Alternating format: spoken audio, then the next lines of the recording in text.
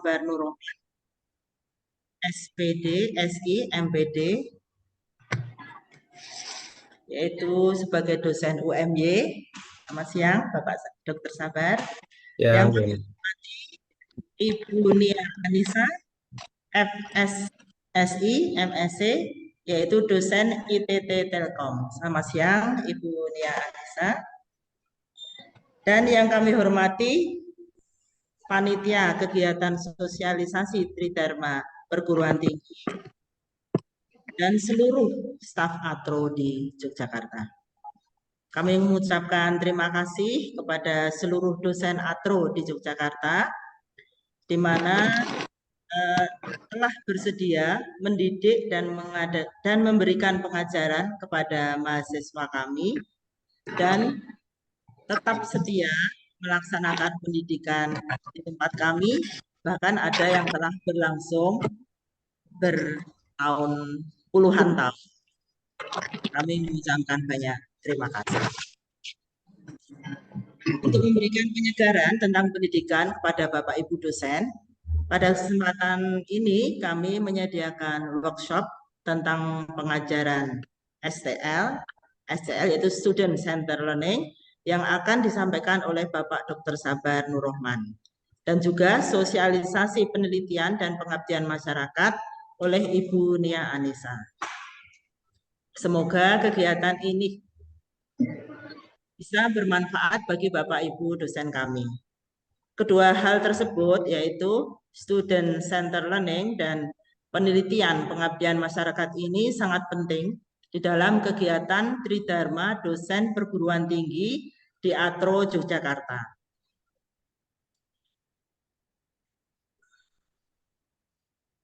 Workshop SCL dan penelitian pengabdian ini merupakan salah satu dari kegiatan yang harus dilakukan oleh kami ATRO di Yogyakarta sesuai dengan acuan rencana strategis, yaitu Renstra ATRO di Yogyakarta, di mana di dalam Renstra ATRO terdapat 12 bidang kegiatan, dan kegiatan ini adalah salah satu dari penguatan bidang Tridharma Perguruan Tinggi, di mana hal ini akan menunjang dari visi misi tujuan kami ATRO Citra Yogyakarta agar bisa terlaksana.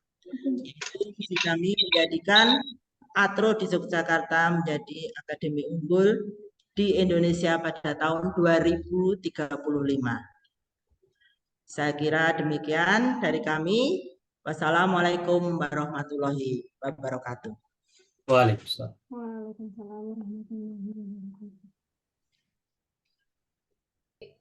Terima kasih kepada Dr. Eni selaku Direktur Akademi Teknik Radiodiagnostik dan Radioterapi.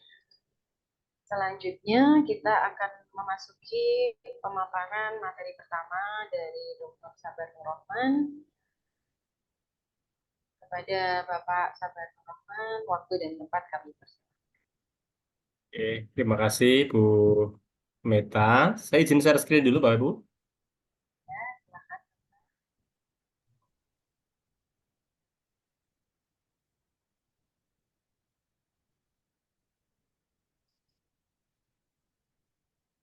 Baik, Assalamualaikum warahmatullahi wabarakatuh.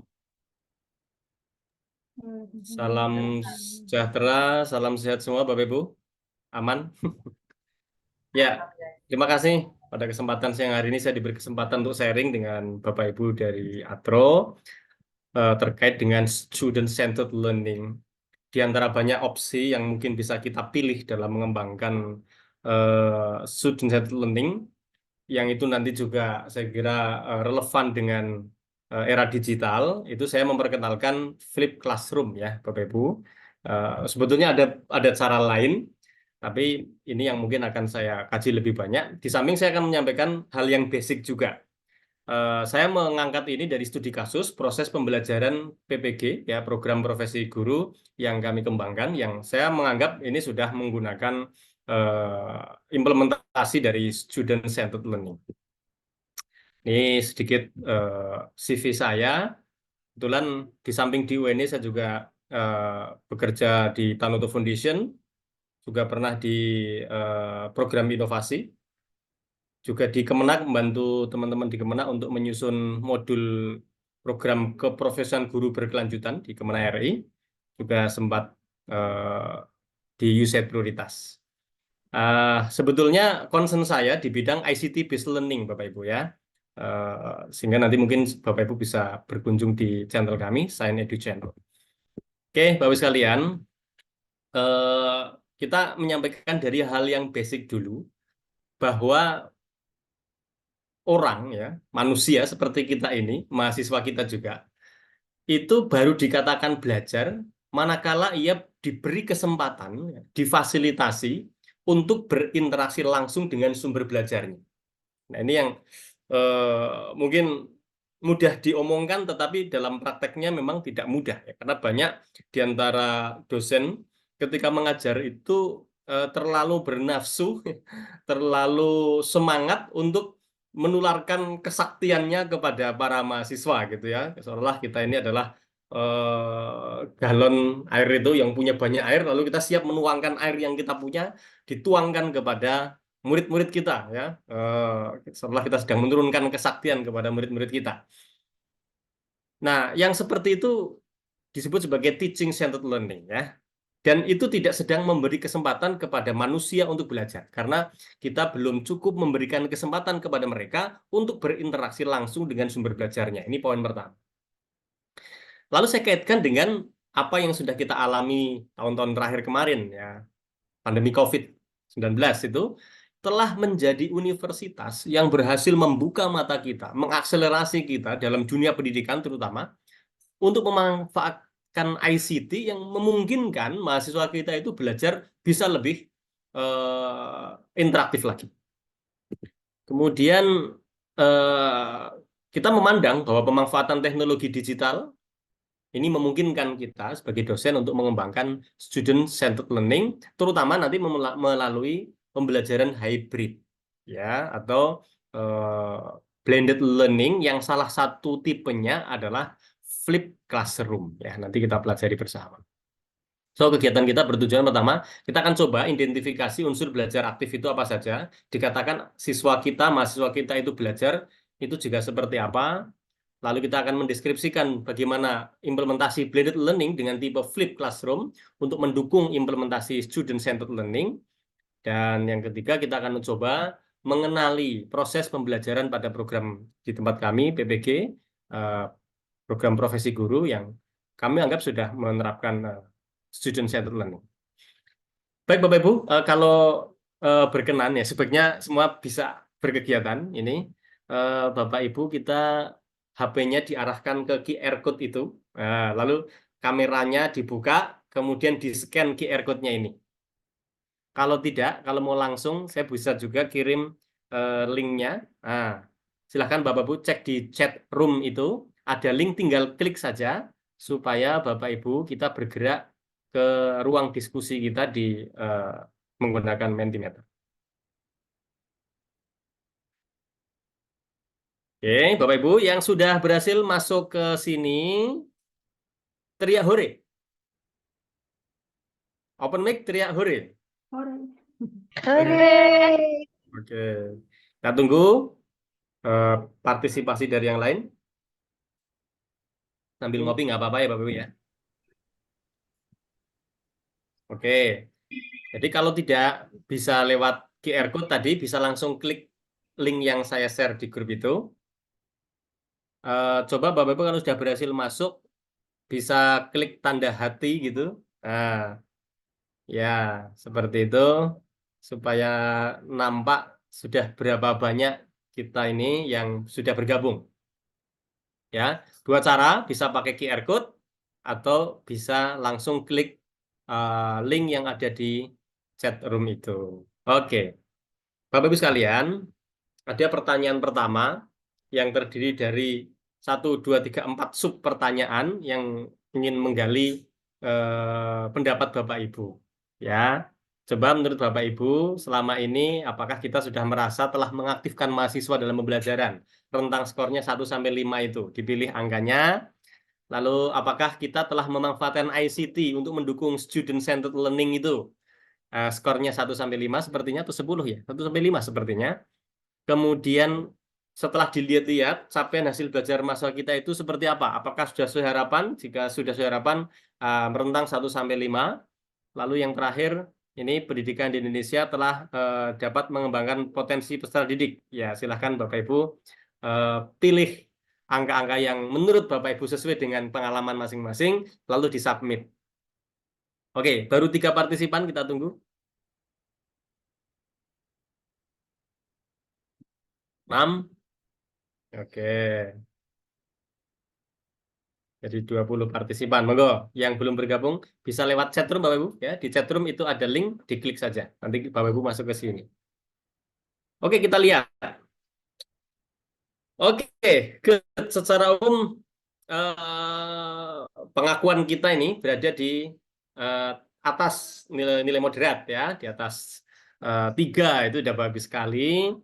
Kita telah mengaktifkan mahasiswa, juga sudah memanfaatkan ICT. Hasil belajar mahasiswa kita juga tidak terlalu memprihatinkan. Dan Bapak Ibu, pendidikan kita di Indonesia secara umum telah berhasil mengembangkan potensi siswa kita. Oke, good. Saya minta lisan ya, pendapat lisan salah satu di antara Bapak Ibu yang tadi memberikan respon lewat sini. Boleh raise hand yang kepingin sharing secara lisan? Jika tidak, kita tunjuk ya, Bapak Ibu ya. Pak Sunaryo, mohon maaf, tadi sempat ikut menjawab nggak Pak Sunaryo? Open mic, Pak Sunaryo. Oke. Ya, Tadi sempat menjawab lewat Mentimeter? sempat Bapak. Oke. Untuk yang pertama, Bapak, memberi skor berapa itu terkait telah mengaktifkan mahasiswa? Tadi di skor 4. Biar 4. Apa Ya. yang sudah Bapak lakukan sharing dengan teman-teman yang menunjukkan kita sudah ada ikhtiar nih, berusaha untuk membuat siswa kita aktif? Ya. Terima kasih. Kebetulan saya mengajar Pancasila dan kewarganegaraan. Oke. Sehingga saat pembelajaran itu kami sering memberikan soal-soal untuk didiskusikan dan juga soal-soal pada mahasiswa untuk untuk dikerjakan dengan memanfaatkan misalnya ya mungkin lewat Google atau diskusi itu. Jadi mereka saling bakal seperti itu. Oke, terima kasih. Jadi ini karena memang menarik, saya dulu pernah kalau ikut mata kuliah Pancasila itu gayeng gitu ya, karena diskusinya bisa kemana-mana ramai Pak ya. Kita tinggal menyiapkan pertanyaan-pertanyaan untuk didiskusikan. Mantap sekali. Kita beri aplaus Bapak Ibu untuk Pak Naryo. Berikutnya kita minta yang dari ibu-ibu, coba di sini siapa ibu-ibu boleh raise hand dulu. Yang bisa menyampaikan pendapat yang tadi sudah diberikan. Kalau Bu Teresia aktif, Bu Teresia, halo.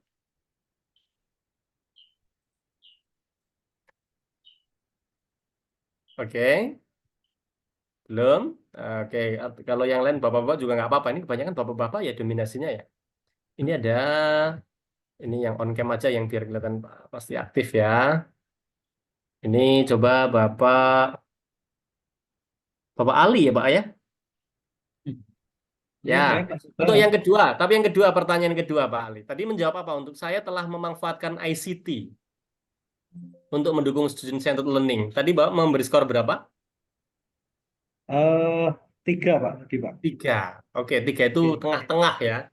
Berarti ya banyak ya belum, sedikit juga tidak ya. Atau apa Pak yang sudah pernah dipakai untuk pembelajaran ICT-nya ini? Ya baik. Karena kami di teknologi ya Pak ya. Di teknologi pencitraan begitu. Jadi kita memanfaatkan banyak ini sebenarnya. Contoh-contoh lebih ke image. Kemudian kita bisa juga menggunakan beberapa perangkat melalui Google begitu ya. Misalnya kita memperlihatkan image radiografi kepala begitu ya. Kita bisa menunjukkan baik itu melalui referensi yang sudah kita siapkan begitu Pak, itu berupa video dan lain sebagainya. Kemudian nanti mahasiswa itu bahkan bisa menggunakan handphonenya juga bisa kita arahkan untuk browsing di beberapa mungkin referensi yang secara online juga begitu. Sudah kita siapkan juga ya. Gitu Pak. Ya, terima kasih. Ada banyak pengalaman, terutama memang memanfaatkan Google itu luar biasa ya. Kita bisa belajar banyak hal dengan memanfaatkan ICT, terutama Google. Oke, terima kasih Bapak Ibu ya. Yang kedua, usaha apa yang sudah Bapak Ibu lakukan untuk mendesain pembelajaran agar makin interaktif dari hari ke hari? Silakan. Ini jawabannya sepertinya bentuknya IC ya. Eh, Cerita ya, deskripsi. Silakan Bapak Ibu mendeskripsikan kira-kira yang sudah Bapak Ibu lakukan ikhtiari untuk membuat pembelajaran itu mengaktifkan siswa. Siswa yang belajar berpusat pada mahasiswa kita, itu yang dilakukan apa? Silahkan didetailkan menggunakan kalimat yang panjang tidak apa. Terus nanti kalau bisa diberi dalam kurung nama Bapak Ibu ya. Mulai dari sekarang silahkan. Ini saya head dulu respon Bapak Ibu.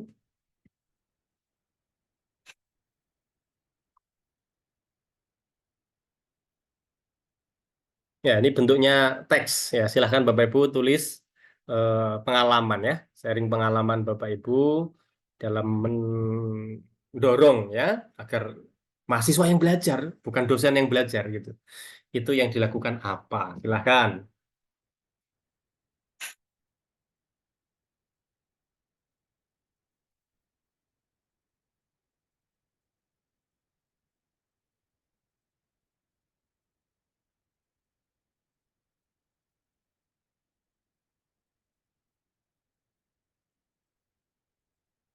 Kalau sudah beri jawaban, beri dalam kurung, lalu pilih apa? Submit atau apa, Pak? Atau kirim ya? Atau send ya? Oke, sudah mulai ada yang menjawab sepertinya. Tapi saya hide dulu, saya tutup dulu supaya tidak jadi bahan contekan ya. Oke, nggak apa-apa. Baru satu responden ya. Ditunggu yang lainnya. Tetap semangat, Bapak Ibu. Sore-sore begini siang memang waktu yang enak untuk ngantuk ya. Untuk istirahat ya, rebahan ya. Tapi malah kita belajar bersama-sama ya, mudah-mudahan barokah ini. Oke, kita tunggu responden berikutnya. Usaha apa yang Bapak Ibu lakukan untuk menghadirkan pembelajaran yang makin mengaktifkan mahasiswa kita ya. Mahasiswa yang belajar, bukan kita yang belajar. Oke.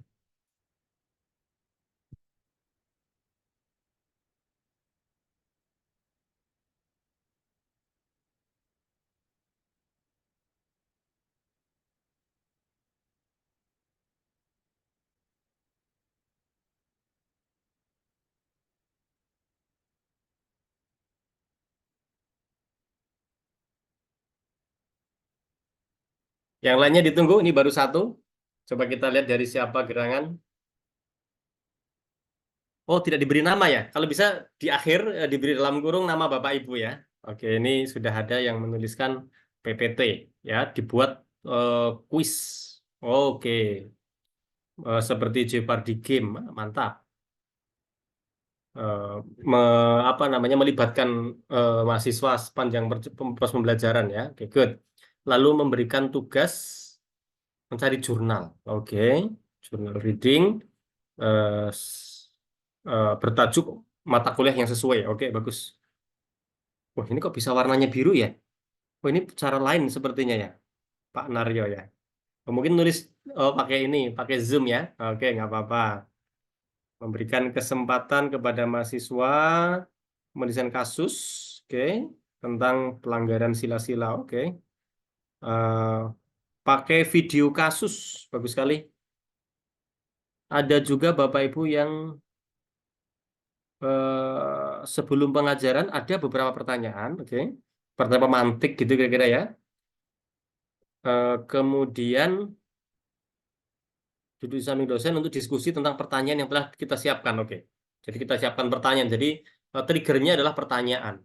Terus ada presentasi atas sebuah subtopik ya. Kita presentasikan sesuatu. Oke. Atau mungkin mendorong mahasiswa untuk presentasi, mungkin maksud begitu ya. Ada sebuah topik, ada beberapa subtopik, lalu mahasiswa dibagi dalam beberapa kelompok.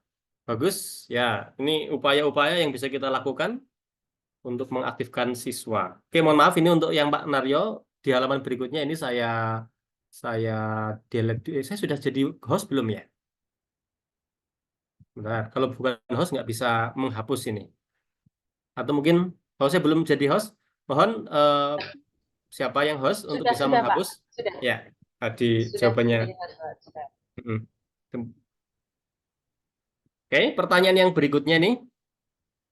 Sepengetahuan Bapak Ibu, teknologi, media, perangkat pembelajaran apa saja yang dapat digunakan untuk memfasilitasi pembelajaran agar makin interaktif? Silahkan. Sebentar. Mana nih? Untuk mendelete clear all drawing. Oke, dah.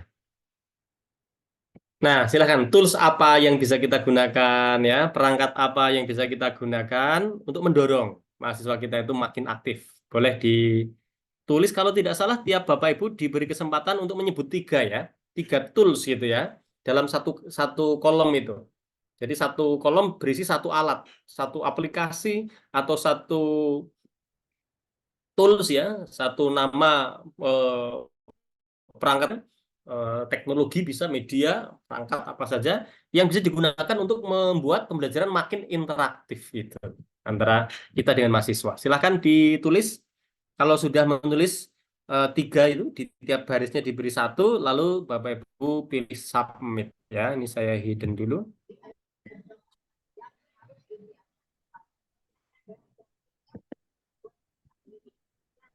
Ya, sebentar Bapak Ibu, teknologi apa? Perangkat apa? Ya, media apa yang bisa digunakan ya untuk membantu agar pembelajaran kita makin interaktif. Silahkan.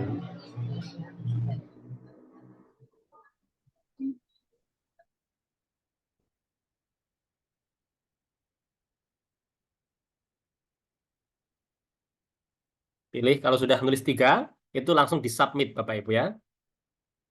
Oke, ini baru milih 1 ini sepertinya responden pertama. Jadi kita bisa memilih 3. Nah, bisa menulis 3 ya Bapak Ibu ya. 3 dalam 3 blok yang berbeda ya. Atau dalam 3 kolom yang ada itu, yang disediakan itu. Oke.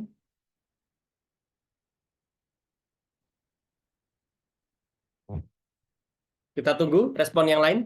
Ini baru 1 ini. Tools apa yang bisa kita pakai, termasuk mungkin yang kita pakai sekarang ya. Mungkin pernah Bapak Ibu menggunakan atau belum ini, Mentimeter namanya. Bapak Ibu mungkin pernah juga punya pengalaman lain, boleh di-sharingkan di sini supaya apa? Teman-teman lain bisa terinspirasi. Oh, ada toh barang seperti itu, alat seperti itu gitu ya. Lalu barangkali nanti bisa menginspirasi teman-teman lain. Oke, kita tunggu ini baru 2 responden Bapak Ibu. Bagi yang baru bergabung, boleh silakan Bapak Ibu. Itu saya kirim ulang alamatnya ya. Ada di chatroom itu, klik saja. Langsung Bapak Ibu nanti menjawab pertanyaan yang ketiga saja ini ya. Atau bisa lompat apa enggak ini. Sepengetahuan Bapak Ibu, teknologi apa saja. Ini sudah ada 4 responden. Oke, lanjut silakan. Kita tunggu yang lainnya. Sambil kita buka ya. Ini dia. Oke, Quizzes. Wah, ini sangat populer ya. Woodwall. Oh, gunakan film dokumenter. Mungkin untuk materi-materi kuliah tertentu ya. Peralatan radiologi, of course. Ya, kemudian media visual dari YouTube. Oke. Sosmed. Oke. Jurnal pasti. Oke. 4 responden ini. Ya. Ini adalah perangkat-perangkat yang bisa menggugah ya interaktivitas kita dalam pembelajaran. Bagus sekali ini. Silakan. Kalau ada lagi silakan ya Bapak Ibu, responden yang lain untuk memperkaya pengalaman. Oh, ada barang bernama Quizzes ya. Kalau Mentimeter gimana Bapak Ibu? Pernah menggunakan Mentimeter belum untuk perkuliahan? Untuk membangkitkan, untuk menarik engagement mahasiswa ketika berdiskusi? Ada yang pernah? Kalau yang pernah boleh klik emoticon jempol mungkin ya. Coba, jempol. Klik emoticon jempol bagi yang sudah pernah pakai Mentimeter seperti ini coba. Ini juga menarik ya, saya kira untuk mengembangkan atau menarik, mendorong mahasiswa kita ikut bicara, ikut ngomong gitu ya. Oke, itulah pengalaman kita terkait dengan penggunaan IC itu sama masih menurut saya interaktif ya. Berikutnya Bapak Ibu, kita kepingin melihat basic konsep tentang student centered learning. Paradigma lama, tapi meskipun lama, ini masih menjadi sesuatu yang paling digemari oleh kita ya, bagi dosen ya. Kalau ngajar itu seperti ini. Ya, pertama belajar adalah saat seorang dosen menyampaikan informasi, ya, menurunkan kesaktian kita kepada mahasiswa kita. Ya, seperti tadi ceritanya, saya punya air segalon, lalu saya tuangkan air galon itu ke botol mahasiswa yang katanya yang kira-kira masih kosong gitu, ya kan? Ini paradigma lama mengajar. Sehingga dampaknya Bapak Ibu, seringkali kita merasa sudah begitu banyak energi kita kuras untuk mengajar. Sudah begitu banyak usaha yang kita berikan untuk menurunkan kesaktian kita ya kepada mahasiswa kita, tapi ternyata saat ujian itu kok nilainya kayak gini ya. Ya kan?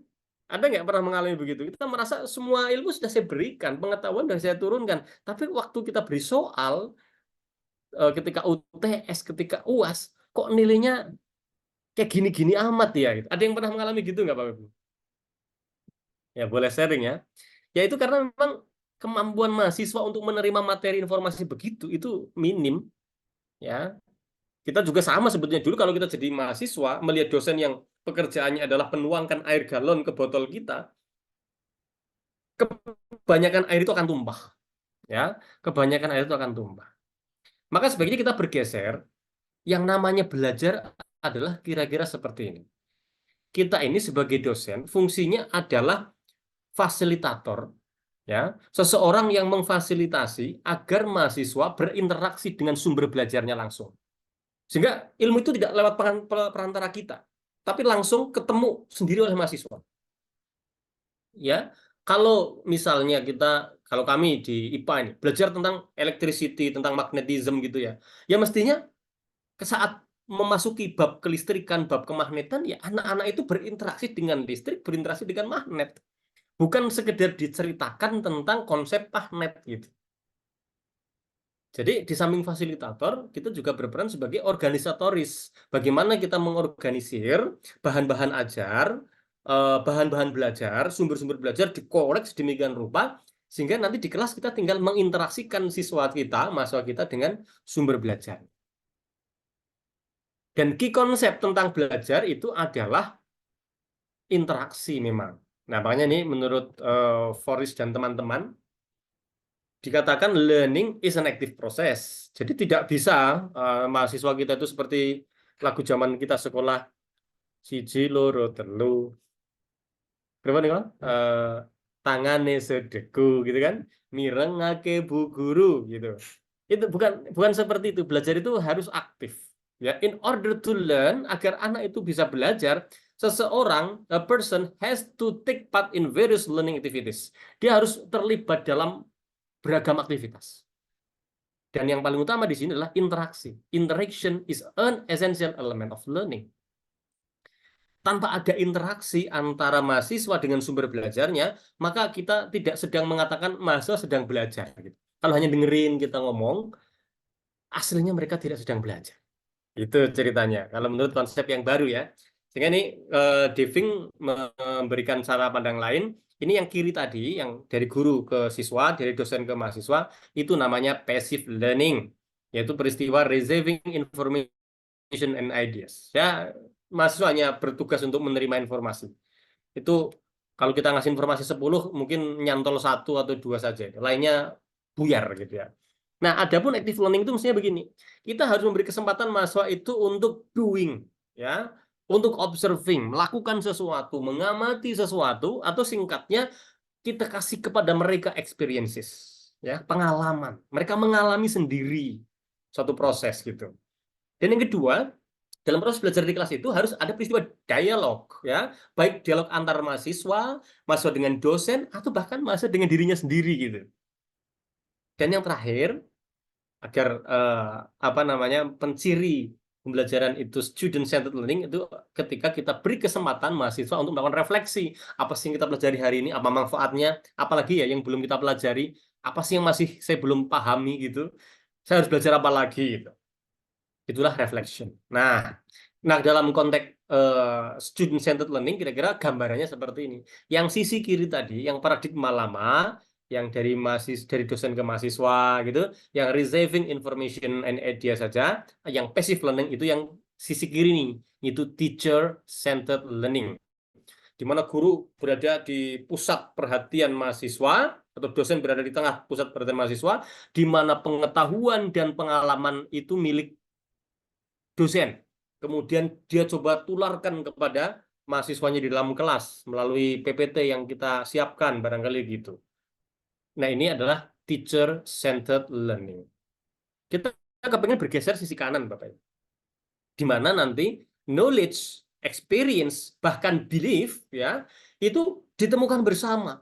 Itu tidak ada kesan kalau dosen itu menjadi sumber kesaktian gitu. Enggak, tapi di sini muncul interaksi yang intensif antar mahasiswa ya, berkolaborasi dan seterusnya, yang memungkinkan mereka itu menemukan sendiri konsep itu. Inilah student centered learning. Maka kita coba pelan-pelan satu persatu kita gali. Intinya Bapak Ibu, misalnya tadi saya bilang, kalau kami di IPA ya, mau mendorong mahasiswa itu belajar tentang magnet atau siswa kita belajar tentang magnet, ya magnetnya harus hadir.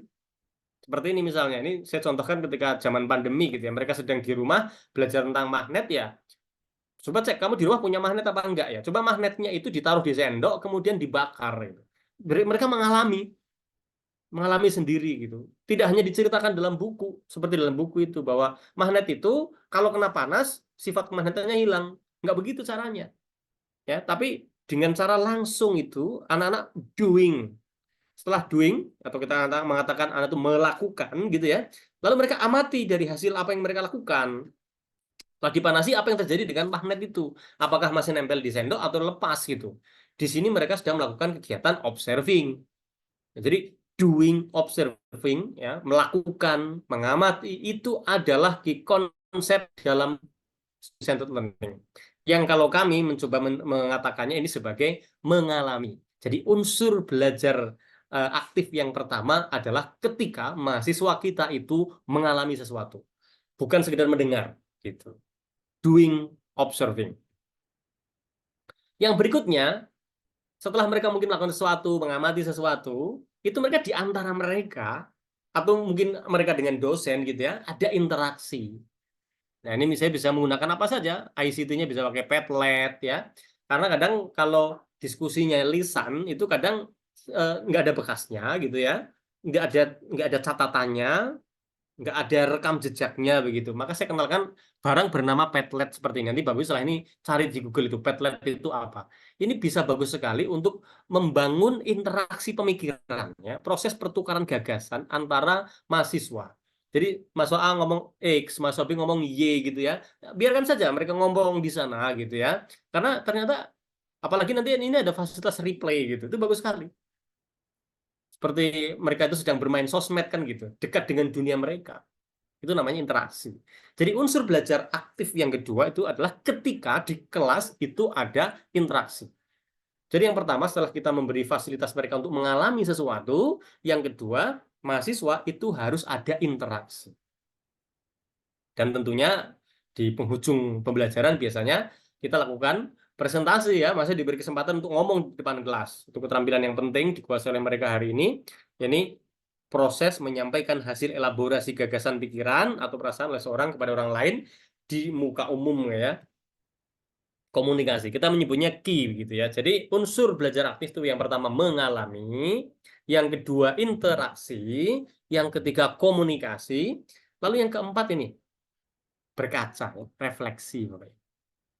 Ya, refleksi yaitu nanti apa? Mahasiswa itu kita minta untuk berkaca dari proses pelajaran yang baru dilakukan, dari sisi materinya seperti apa, dari sisi pengalaman belajarnya apa saja yang bisa dipelajari. Misalnya dari sisi materi, konsep apa yang tadi kita pelajari gitu ya, apa aplikasinya gitu. Terus pengalaman belajar apa yang menarik tadi, ada kerjasama mungkin ya, ada saling menerima pendapat orang mungkin kayak gitu. Terus apalagi yang bisa kita pelajari itu refleksi.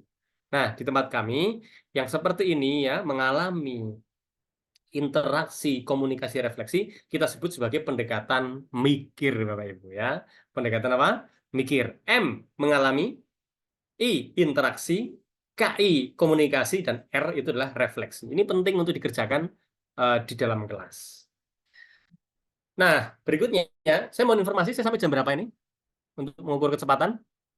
Ini sampai jam 2, Pak. Ini Jam 2. sudah Masih sekitar 15 menitan masih lagi kurang, ya. masih waktu, masih. Oke, ya. Baik. Ini intinya di sini. Kalau tadi kan basicnya, basic konsep dari apa itu belajar aktif itu ketika kelas yang kita hadirkan di ruang-ruang pembelajaran itu memberi ruang kepada mahasiswa untuk mengalami. Oke? Mengalami itu bisa doing, bisa observing. Yang kedua memberi kesempatan kepada mereka untuk interaksi. Ketiga komunikasi dan keempat refleksi, mikir. Gitu. Good. Berikutnya Bapak Ibu, ini makin praktis.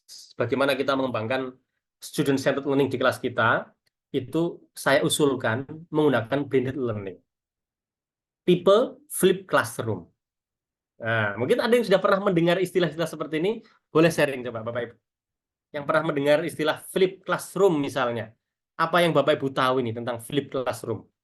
Ada belum yang pernah dengar cerita-cerita orang tentang flip classroom Bapak Ibu? Ini belakangan populer di Amerika karena di Amerika ini bisa membuat sekolah-sekolah media core, ya sekolah-sekolah yang pinggiran, sekolah yang tidak pernah diperhitungkan oleh masyarakat, itu tiba-tiba berubah menjadi sekolah keren, sekolah yang menghasilkan siswa-siswa berprestasi, dan akhirnya lalu menjadi sekolah favorit. Itu ketika sekolah-sekolah ini menerapkan desain pembelajaran flip classroom. Gimana itu flip classroom? Ada yang pernah dengar-dengar begini Bapak Ibu? Ya. Oke. Jadi kalau flip classroom itu awalnya dari akarnya itu dari blended learning dulu. Apa itu yang dimaksud blended learning? Ya, kita menggabungkan antara pembelajaran online dengan offline. Itu yang pertama. Jadi mau tidak mau nih Bapak Ibu, eranya sudah ke arah sana. Jadi kita harus menyiapkan proses pembelajaran kita itu dibuat dalam format blended. Ya, ada waktunya kita ketemu dengan mahasiswa secara face to face di kelas, ada waktunya kita ketemu dengan mereka secara online. Gitu ya, baik secara sinkronus maupun asinkronus. Mengapa kok blended learning? Ya, karena gini, bayangkan Bapak Ibu, kita tahu ya, selama pandemi mungkin kita terjebak dalam pembelajaran online, ya, pakai Zoom, pakai LMS, ya. Bapak Ibu mungkin merasakan kelemahan. Apa kira-kira Bapak Ibu kelemahan dari online learning itu? Kalau mengajar hanya pakai Zoom, pakai LMS itu kelemahannya apa? Yang paling utama. Merasakan nggak kemarin waktu pandemi gitu? Ada kelemahan nggak online learning itu? Pasti ada. Ya, setidaknya adalah soal engagement ya.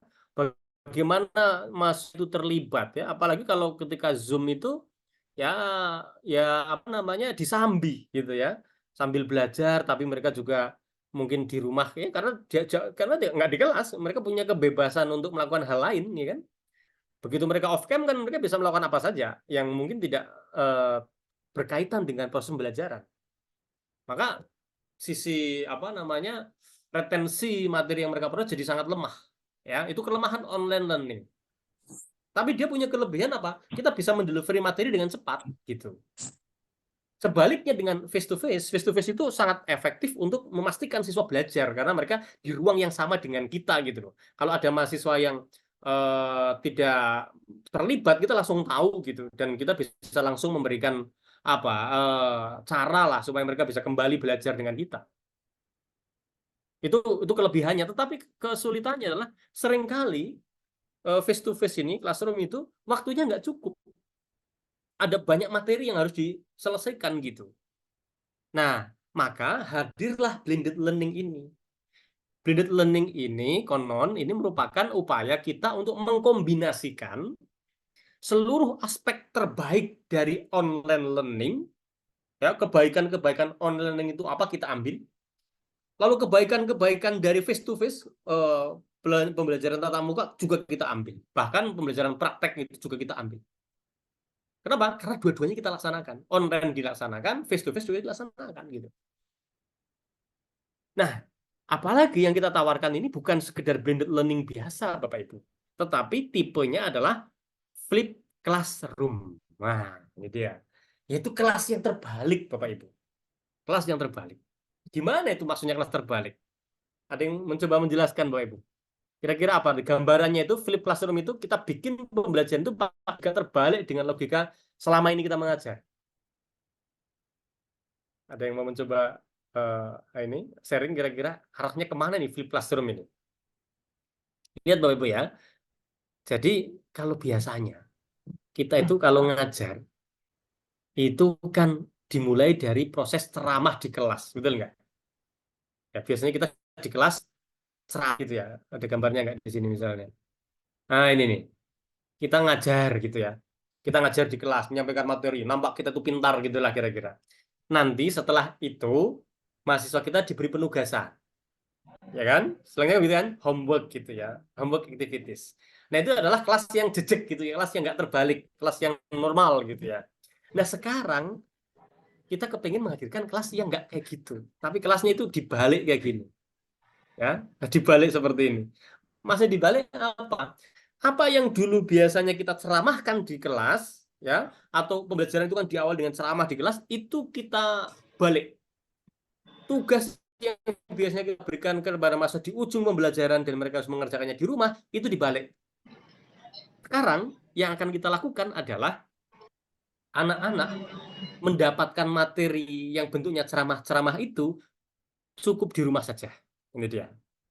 Ya. Jadi sebelum masuk kelas, mereka sudah mendapatkan materi dulu. Lewat apa? Ya otomatis karena kita flip classroom, itu kita sudah harus menyiapkan LMS, Bapak Ibu. Mau tidak mau.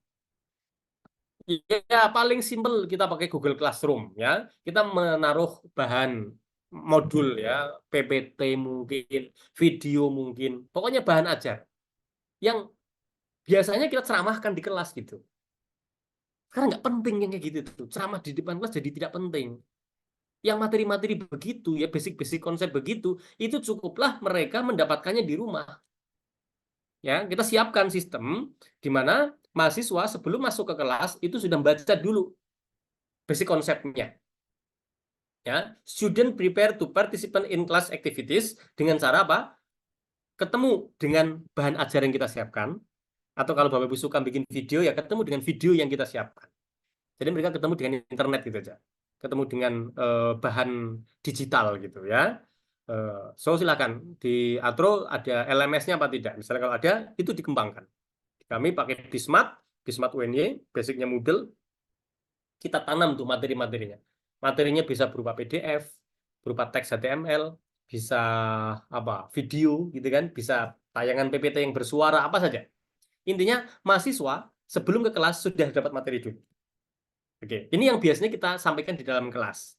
Nah, biasanya kalau kita menyampaikan materi di dalam kelas, kita kasih penugasan. Nah, sekarang penugasan itu, aktivitas itu, kita kerjakan di kelas, gitu. Ini lebih fair. Biasanya kan kita habis ceramah langsung kasih tugas nih. Mahasiswa ngerjakan di rumah, tuh PR, dikumpulkan minggu depan. Kurang fair itu. Ya, kurang pas. Karena apa? Ketika siswa justru diberi tugas itu nggak ada orang yang menemani. Nggak ada ahli, nggak ada pakar yang menemani. Mereka jadi bingung, gitu. Maka untuk aktivitas utama, yaitu mereka menerapkan materi yang sudah diperoleh secara basic di rumah ini, kita siapkan daftar pertanyaan, atau praktikum, atau aktivitas inquiry, penyelidikan, ya, diskusi macam-macam di ruang kelas. Sehingga di ruang kelas itu kita ketemu mahasiswa nggak perlu ceramah lagi. Udah bukan eranya gitu. Eranya adalah kita melihat siswa yang ngomong, siswa yang bekerja gitu. Ini saya kemarin baru dapat ilmu bagus itu, ilmu lama dari Indonesia, ilmunya Ki Hajar Dewantoro. Itu guru itu katanya memang harus mulai dari neng. Neng itu meneng. Guru itu nggak boleh banyak bicara. Kita beri kesempatan siswa kita yang banyak bicara gitu. Tapi saat kita itu meneng, kita itu lakukan ning. Yaitu apa? Wening. Mikir yang dalam, mikir yang jernih tentang apa yang sedang dibicarakan oleh mahasiswa. kita berpindah dari satu kelompok-kelompok yang lain gitu ya. Kita melihat perkembangan pendapat mahasiswa kita sampai akhirnya kita hanung, yaitu apa? Kita bisa membantu mereka dengan memberikan ide-ide yang lebih segar ya. Jadi kalau mahasiswa sedang berdiskusi menemukan kesulitan, kita tunjukkan nung gitu ya. Jadi mulai dari neng, lalu apa tadi? Ning, lalu nung. Nah, dan akhirnya insya Allah kita akan menang. Itu filosofi Jawa itu. Jadi guru itu diminta tidak seperti yang kebanyakan kita ini. Banyak ngomong gitu ya, enggak. Tapi harus neng, lebih banyak menengnya. Tapi apa? Meneng itu diam ya, Bapak Ibu yang bukan dari Jawa. Meneng itu kan dengerin apa yang diomongkan oleh mahasiswa kita. Mereka bicara apa? Pendapatnya seperti apa? Sambil kita itu wening, memikirkan dengan penuh kejernihan tentang apa yang mereka diskusikan, sehingga kita apa? Nanti bisa ya, memberikan hanung ya. Hanung itu ide-ide yang lebih kontributif ya, sehingga kita bisa mendapatkan kemenangan. Itulah yang di kelas itu. Nanti setelah itu boleh ada tugas lanjutan, silahkan. Itu yang namanya flip classroom. Jadi kelas itu kita balik dari yang biasanya kita ceramah dulu di kelas lalu memberikan tugas di rumah, sekarang dibalik. Yang ceramah-ceramah itu di rumah saja, diwakili oleh modulnya kita, diwakili oleh PPT-nya kita, diwakili oleh videonya kita, atau bahkan gunakan saja bahan ajar yang ada di internet juga boleh. Intinya mahasiswa sudah belajar dulu di rumah basic konsepnya, di kelas tinggal kita siapkan pertanyaan, kita siapkan tugas gitu kan, untuk didiskusikan bersama. Dan tugas kita adalah neng, ning, nung, nang. Ya, masih ingat nggak itu? Neng, ning, nung, nang. Gitu. Jadi kira-kira begitu. Atau lebih detailnya Bapak Ibu ya, before class, sebelum masuk kelas mereka sudah nonton video, sudah mengakses e-learning, atau mungkin mengikuti webinars. Ya. Lalu masuklah mereka ke kelas. Ya, di dalam kelas apa yang dilakukan? Ada diskusi kelompok, ada penilaian tim bareng-bareng gitu ya. Ada mentoring dari dosennya, ada assessment dari dosennya. Lalu post kelasnya ya mungkin kita tambahi tugas-tugas ya untuk mengukur kompetensi based assignment. Lalu mungkin kita akan lakukan kunjungan ke situs-situs tertentu, simulasi, problem solving, presentation, itu boleh silahkan. Itulah logika flip classroom yang pasti akan mendorong mahasiswa kita menjadi pusat belajar, bukan kita sebagai guru yang pusat. Ya, ini yang saya tadi bilang bagaimana kesuksesan flip classroom di Amerika Serikat. 67% tersurvei bahwa para guru menunjukkan improvement dalam hal apa? Student test score ya, setelah menggunakan flip classroom. Lalu motivasi juga naik sampai 80%. Dan yang terakhir, rata-rata guru di sana kepingin menerapkan itu tahun depan lagi gitu. Ini flip classroom sehebat itu perkembangannya di negeri. Jadi ini saya ulangi, yang dulu kita biasanya kalau ngajar ceramah dulu di kelas gitu ya, kemudian menugaskan mahasiswa untuk membuat tugas di rumah. Nah, di era flip classroom kita ganti, justru yang lecture ini kita berikan di rumah saja, nanti akan mengerjakan aktivitas di dalam kelas ya. Jadi yang lecture ini yang pengetahuan basic saja Bapak Ibu ya. Pengetahuan basic itu di rumah yang C1, C2, C3 lah ibaratnya begitu ya, yang hanya sesuatu yang cukup diingat saja gitu ya, cukup dipahami saja. Adapun tentang analisis yang lebih berat, tentang mengevaluasi yang lebih berat, apalagi sampai membuat karya, create, itu dikerjakan bareng di kelas gitu. Ini berbalik dengan yang dulu biasa kita pakai. Itu Bapak Ibu. Nah, kalau dalam konteks PPG di UNI itu, kami menerapkan itu. Jadi kami menyiapkan LMS seperti ini. Jadi semua materi sudah ada di LMS. Ya. Bisa pakai Canvas, bisa pakai Moodle. Jadi misalnya kita dalam satu semester ada 5 topik, kita siapkan 5 topik itu. Di sana ada materi bentuk PDF, ada video, ya, ada PPT, macam-macam lah. Mahasiswa belajar dulu konsep basicnya di rumah. Ketika di kelas, yang mereka lakukan seperti ini. Diskusi. kita sudah siapkan lembar kerja untuk mereka untuk menyelesaikan kasus-kasus dan lain-lain, sehingga inilah yang namanya student centered learning, Bapak Ibu. Saya kira itu dulu, sudah pukul 2, saya kembalikan kepada moderator Bu Meta. Terima kasih. Ya, baik. Terima kasih kepada Bapak Sabar yang sudah memberikan materinya secara lengkap sekali dan aplikatif sekali ya Bapak Ibu sepertinya untuk pembelajaran kita di kelas nanti ke depannya.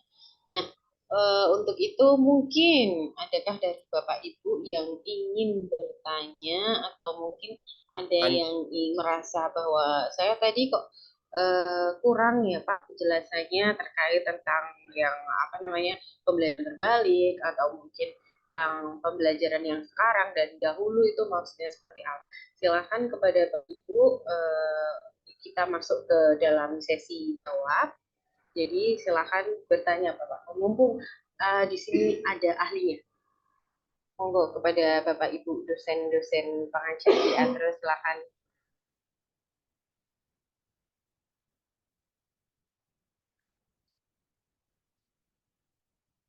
Baik, mohon izin Bu Meta. Tampaknya Pak Ali.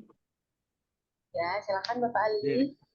Baik, mohon izin Pak Sabar, terima kasih sekali atas banyak materi yang disampaikan. Sangat menarik sekali, terutama tadi kaitan dengan yang flip learning begitu ya. Dari penjelasan flip learning tadi, alhamdulillah kami sudah bisa memahami Pak yang mungkin bisa kita balik begitu ya. Cuma yang ingin kami tanyakan kaitan dengan yang diisi materi Pak. Nah, izin sedikit bercerita mungkin ya. Kami seringkali itu di dalam penyampaian materi itu juga ada yang seakan-akan kita balik begitu ya. Contohnya begini, misalnya malam hari itu di atas jam 18 begitu ya. Nah, dalam kita mengingatkan kepada mahasiswa, itu seringkali kita itu membuat pertanyaan yang, tapi ini secara lisan ya, tidak tertulis ya, bahwa jam 18 ke atas itu siang ya, nah, seperti itu Pak. Jadi artinya beberapa teori kalau di kami itu kalau yang dia basic dan perlu diingatkan, kadang itu kita buat hal seperti itu di kelas. Nah, ini apakah juga masuk dalam kategori flip learning tadi ya, atau mungkin metodenya saja mungkin Pak? Gitu Pak. Ya, lebih ke metode ya. Kalau bantuan itu. itu lebih ke metode mungkin silahkan cara-cara logika terbalik begitu ya, monggo. Cuma kalau yang di sini yang dimaksud dengan pendekatan flip classroom itu intinya di kelas itu lebih ke aktivitas Pak. Ya, tidak lagi kita menyajikan materi. Materi harapannya sudah mereka capture, kita peroleh basic-basicnya ya, yang basic-basic C1, C2, C3 itu di LMS gitu aja. Itu yang apa? Yang betul-betul dimaksud dengan flip classroom ya. Tapi kalau ada strategi-strategi apa logika terbalik, orang Malang pinter banget itu Pak ya. Yuk jadi kui gitu ya. ya itu lebih ke apa ya? Mungkin metode di dalam kelas. Silahkan. Tapi mungkin belum masuk dalam flip classroom. Pak. Ya, oke, baik Pak. Terima kasih Pak. Sama-sama Pak Ali. Baik, mungkin Bapak Ibu yang lain ada yang ingin ditanyakan, mungkin dari Pak Naryo, Pak Sunaryo, atau mungkin Pak Sugeng atau Pak Agus mungkin ada yang ingin ditanyakan terkait pembelajaran flip learning mungkin Pak. Sementara belum Mbak, sudah cukup jelas, mungkin besok bisa dipraktekkan biar mahasiswa lebih aktif, lebih bersemangat, dan mungkin lebih terkesan dengan materi pelajaran. Terima kasih Pak Sabar. Sama. Assalamualaikum. Selamat siang Bapak. Waalaikumsalam Pak Suharyadi. Ya, Memang gini Pak, pengalaman saya ngajar itu apa ya? Karena kita basicnya keterampilan. Betul. Ya, jadi kita keterampilan. Saya memang kalau atro itu sebaiknya memang langsung praktek. Ya, kita terapkan. Cocok Pak ya? Nah, itu cocok sekali. Ya. Tapi mohon maaf nih, fasilitas yang kita punya itu kadang-kadang nggak ada. Ya, jadi kadang-kadang saya ngajar ngomong sampai berbusa-busa, kadang-kadang anak-anak nggak jelas. Iya, karena barangnya nggak ada ya. Alatnya nggak ada. Itu kadang-kadang menjadi pemikiran saya bagaimana anak-anak ini bisa tahu apa yang saya maksudkan, gitu kan. Sehingga saya lebih suka kalau ngajar itu langsung dengan praktikumnya.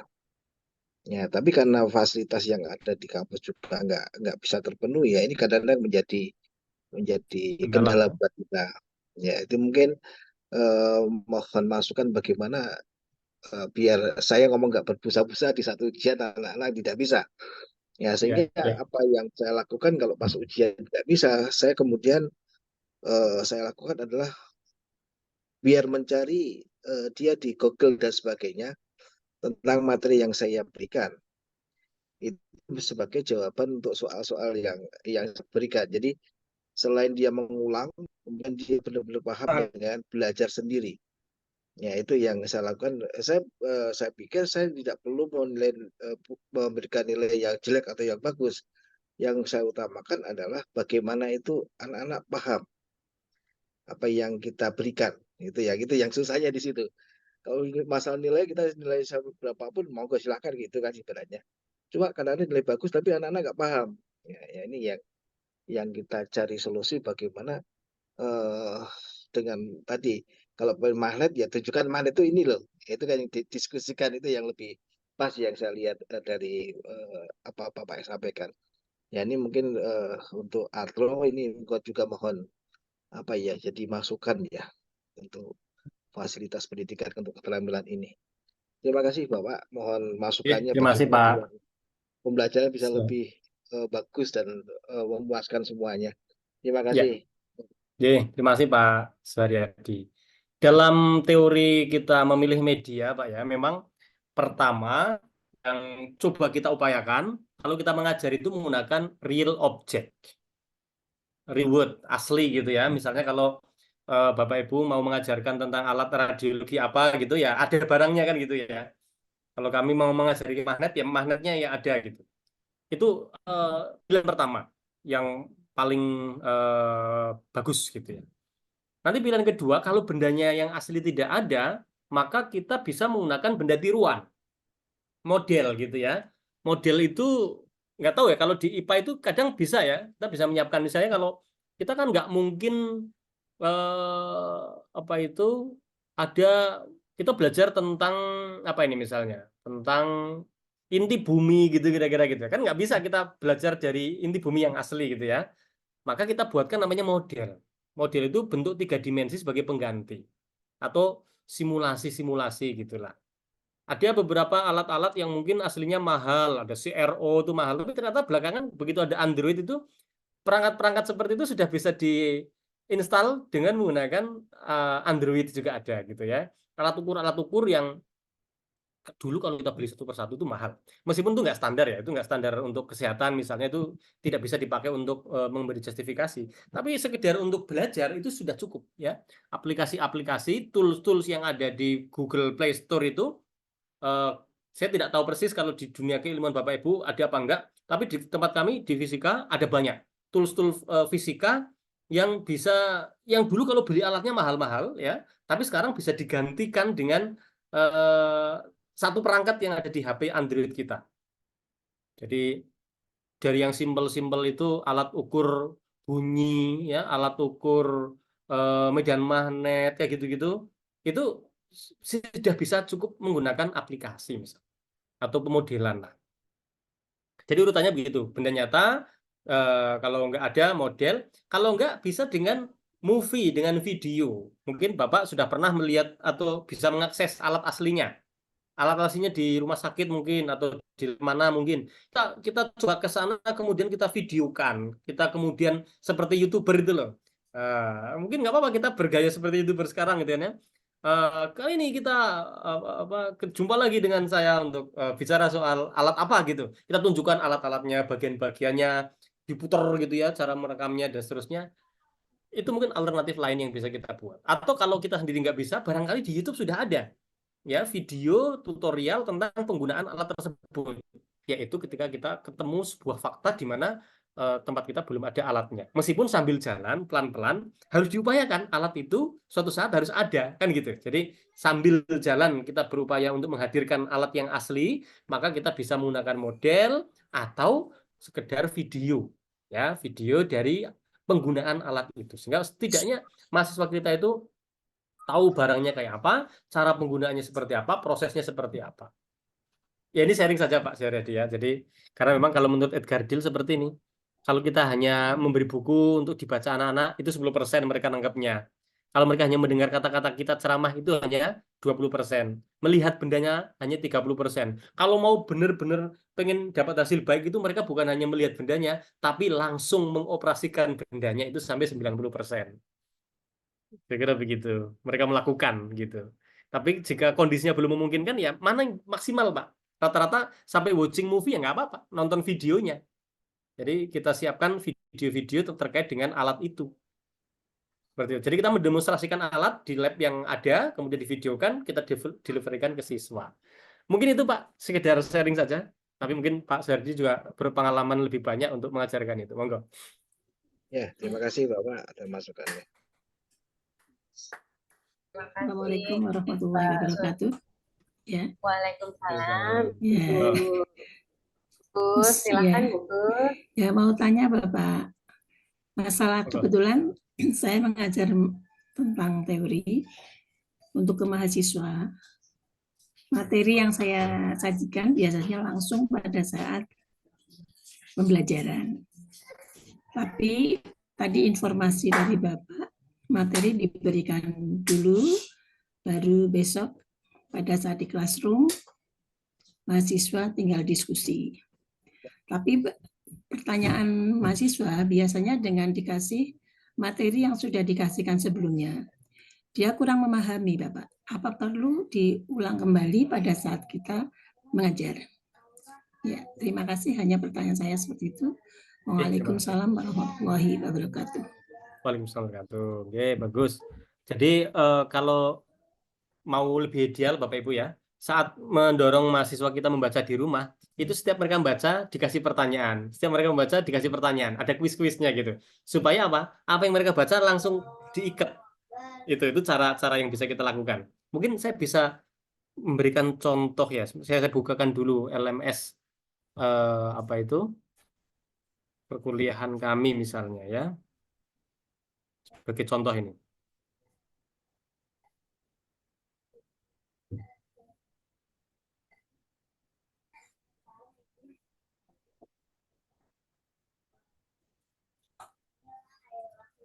Saya belum share screen, mohon maaf.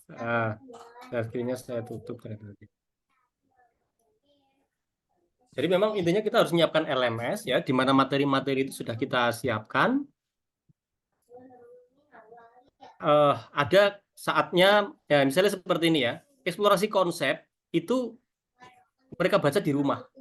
Tapi tetap di dalam bacaan yang mereka baca di rumah itu, nah pertama dipotong kecil-kecil ya Bapak Ibu ya. Kalau sudah mahir dalam buat LMS, itu untuk Gen Z seperti sekarang, jangan pernah kasih ke mereka itu materi yang terlalu banyak atau bacaan yang terlalu panjang. Mereka nggak suka ya. Kita potong-potong dalam halaman-halaman berbeda seperti ini gitu ya. Ada videonya gitu kan. Kemudian nanti ada bentuk PDF ya. Jangan panjang-panjang, itu satu bab saja, jangan semua bab diberikan ke mereka gitu ya. Nah, seperti ini. Kemudian biasanya setelah ini ada sesuatu yang harus mereka tanam dalam otak mereka, dalam pikiran mereka, itu bentuknya pertanyaan. Ya, setelah baca tadi, apa yang bisa kita buat pertanyaan? Misalnya manfaat apa saja yang Anda peroleh dari bacaan tadi. Begitu. Kemudian menurut Anda, apakah Anda sudah dapat memahami? Kayak gitu. Jadi dipastikan di LMS juga pertanyaan-pertanyaan yang memastikan mereka sudah paham atau belum. Kok ternyata belum paham, ya nggak apa-apa. Kita sekilas nanti di kelas menyampaikan sedikit materi. Tapi sebaiknya ketika di kelas, apa yang mereka lakukan? Ya ini saya tunjukkan. Kalau di kelas, itu kita sebutnya sebagai ruang kolaborasi. Ruang kolaborasi itu adalah setelah mereka dapat konsep, itu mereka akan diskusi dengan mahasiswa lainnya, ya berkelompok, ya berapa orang gitu. Tapi biasanya biar diskusinya tertata, kita siapkan lembar kerjanya, ya kan? Pertanyaan diskusinya apa gitu loh, supaya apa yang ada di bahan bacaan betul-betul ke-capture oleh mereka, gitu. Mungkin membantu ya, Bu Gus, jawaban saya, kira-kira. Terima kasih. Sama-sama. Bapak.